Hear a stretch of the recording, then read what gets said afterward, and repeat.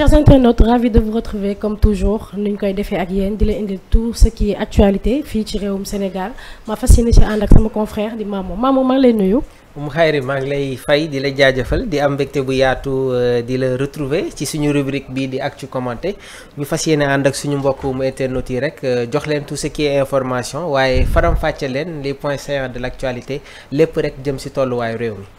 Alors les points saillants de l'actualité. li ci gën a fës bokk na ci reddition du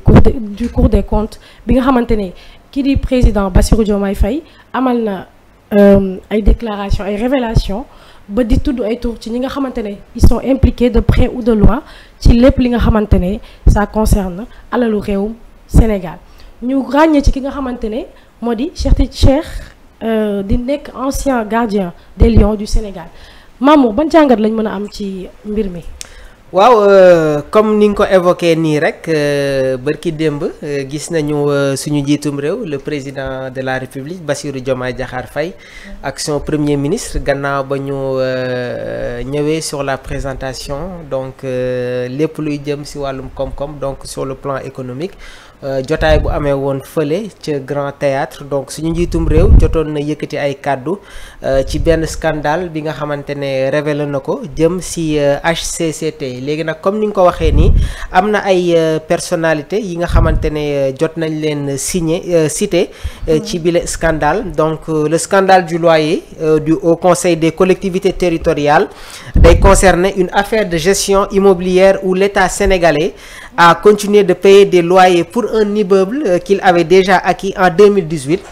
suñ ko xaymawee woon nag mi ngi tolloon ci 20 milliards de francs CFA mu nekk tamit situation bi nga xamante ne suñu njiitum réew le président de la République Bassirou Diomaye Diakhar Faye jot na ko dénoncer publiquement waaye tamit évoqué na un préjudice injustifié bu toll ci 3 milliards de francs CFA en 2024 seulement léegi nag immeuble concerné bi mu nekk benn bâtiment R+6 avec sous-sol mi ngi situé fële ca Point E destinataire du HCCT avait été acheté mais l'acte de vente n'aurait jamais été signé d'où des dysfonctionnements et le non-respect du code du domaine de l'État léegi nag deux personnalités sont principalement citées dans ce dossier muy Birima Mangara nekk tamit ancien ministre délégué chargé du budget qui a contracté un prêt de 20 milliards de francs CFA pour financer cet achat ak Cheikh Seck suñ ko waxee moom itamit suñu xel day dem ci ancien footballeur devenu bailleur qui a continué à percevoir les loyers de l'État pendant plusieurs années malgré l'acquisition de l'immeuble donc ci bile immeuble donc affaire bi tamit dafay impliquer également ki nga xamante ne moom mooy Abdou Karim Fofana nekk ancien directeur de l'agence nationale de l'agence de gestion du patrimoine bâti de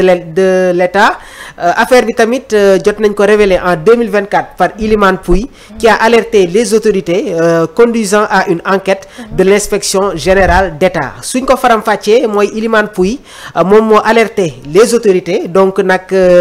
comme niñ ko xamee tey jii am na ay organes yi nga xamante ne ñoom ñooy saytu lépp luy jëm ci wàllum finance donc inspection générale d'État Ilimane Pouye moo leen alerté concernant tamit bile scandale loolu moo waral nag ñu jëm ci bile enquête. yaa ngi koy xamle léegi nii kii di Cheikh Seck bu ñu waxee Cheikh Seck rek tout xel yëpp day dem ci ni que moom. nekkoon na fi. ancien gardien de but. des Lions du Sénégal. waaw. mën nañ ko jàngate noonu mais moom lu ñuy gis ni que moom def na déclaration comme quoi que moom bu dee moom li ñuy wax ni il est impliqué moom il est prêt à rembourser li nga xamante ni moo di immeuble boobule ñuy wax ni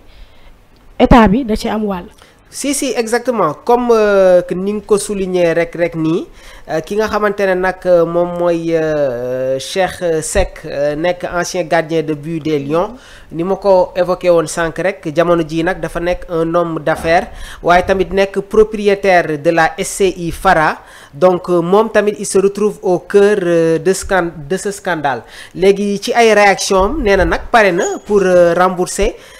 voilà xaalis bi nga xamante ne cité nañ ko ci bile scandale donc Cheikh Seck ancien gardien de but des Lions devenu homme d'affaires se retrouve au cœur d'un scandale d'État d'une ampleur inédite donc en 2018 un prêt de 20 milliards de francs CFA est contracté par ki nga xamante ne moom mooy Birima Mangara pour acquérir un immeuble destiné au Haut Conseil des collectivités territoriales Pourtant aucun acte de vente n'est jamais signé. Loolu tamit c'est à préciser sooy xool sànq bi may ñëw sur les faits l'historique nee naa aucun vente n'est signé et jamono ji immeuble bi mi ngi situé fële nga xamante ne ca Point E donc reste juridiquement propriété de la SCI Fara léegi nag ki nga xamante ne moom mooy Cheikh Seck li mu wax moom mooy pare na pour rembourser su fekkee tey jii nii yoon woo na ko wala su fekkee am na benn somme boo xamante ne war na ko teg ci kaw table bi. Donc du moment où ñu wax ni que benn acte de vente signé wuñu benn acte de vente cela veut dire que immeuble bi ba tey day nekk ci loxol ñi nga xamante ne ñoo di état Sénégal. gis nga en janvier non xaaral d'après les informations sax yi nga xamante ne tey le journal Yoor Yoor jotoon na ko publier tout commence en 2016 lors de au lendemain de la création du HCCT alors présidé par ki nga xamante ne moom mooy Ousmane Tanor Dieng. Donc l'État du Sénégal par l'intermédiaire de l'AGPBE devenu par la suite la SOGEPA dirigée à l'époque par Abdou Karim Fofana conclut un contrat de location avec la SCI Fara pour la mise à disposition d'un immeuble situé au Point E mu nekk tamit un loyer en or pour un immeuble public sànq sooy xool nee naa la il s'agit d'un immeuble R+ am sous-sol appartient à Cheikh Seck, ancien gardien de but du Jaraaf et des Lions. Donc le contrat signé en 2016 day établir tamit un loyer mensuel de 40 millions de francs CFA pour abriter li nga xamante ne moom mooy le HCCT. En 2017 Cheikh Seck mi moom moo proposé woon officiellement à l'AGPBE la vente d'un immeuble. L'agence répond qu'elle ne dispose pas des ressources financières pour un tel achat. Agence bi ñoom li ñu tontu mooy disposer ñu de ressources financières pour un tel achat. Pourtant l'État poursuit la location continuant de verser chaque mois un loyer de 40 millions de francs CFA. Léegi xoolal qu'est-ce qui va se passer en janvier 2018 le contrat de location dañ ko aménager waat dans un sens favorable aux bailleurs. Donc le loyer est porté à 50 millions par mois, soit près de 600 millions par an. Léegi en juillet de la même année, le propriétaire change de stratégie, mu dem adressé wu directement au ministère des Finances pour vendre l'immeuble, mais les conditions de cette négociation restent floues. Aucun document ne retrace formellement les étapes de l'opération. Donc mën nañ xam le ni ko kon lépp li jot a xew ci location immeuble bi ak leneen li nga xamante ne paiement yi mi ngi doon am et tout ça donc amul fenn foo xamante ne mentionné nañ ko fa. Il faut qu'il y ait de la traçabilité maanaam les documents moom mooy lépp yow tey jii sooy jënd kër wala ngay dem di dugg fenn. wala ngay fay dara wala il y a un contrat. dafa am ay papiers yi nga xamante ne day am sa signature. il doit y avoir des formalités léegi nag su fekkee. À un certain niveau, il n'y a pas de document, il n'y a pas de contrat, il n'y a pas de formalité, ça cause problème.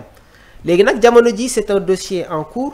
Nous en tant que journalistes dafa am leen loo xamante ne moom moo ñu tënk muy éthique ak déontologie. C'est un dossier pendant, c'est une affaire qui est en cours donc du yàgg tuuti dinañu am les dernières informations yi nga xamante ne war na jóge ci bile dossier waaye comme ni ma ko évoqué woon sànq ni am na ay organes yi nga xamante ne ñoom ñooy réguler ñoom ñooy saytu lépp luy jëm ci wàllum finance donc il y a une personnalité bi nga xamante ne moom moo def alerte. Après cette alerte nag les autorités financières ñi nga xamante ne ñoom ñooy gérer lépp luy jëm ci wàllum gestion ibbi nañu seen ay enquêtes moo waral jamono ji ñu am certaines informations donc comme ni ma ko précisé sànq c'est un dossier en cours c'est un dossier pendant nous en tant que journalistes nous allons rester professionnels bien vrai que nous détenons d'autres informations mais pour la suite de l'enquête aussi pour la suite de la procédure ñu bàyyi tamit aux enquêteurs aux personnalités censées être à la charge de ce dossier ñu indil ñu les derniers développements concernant cette affaire. Alors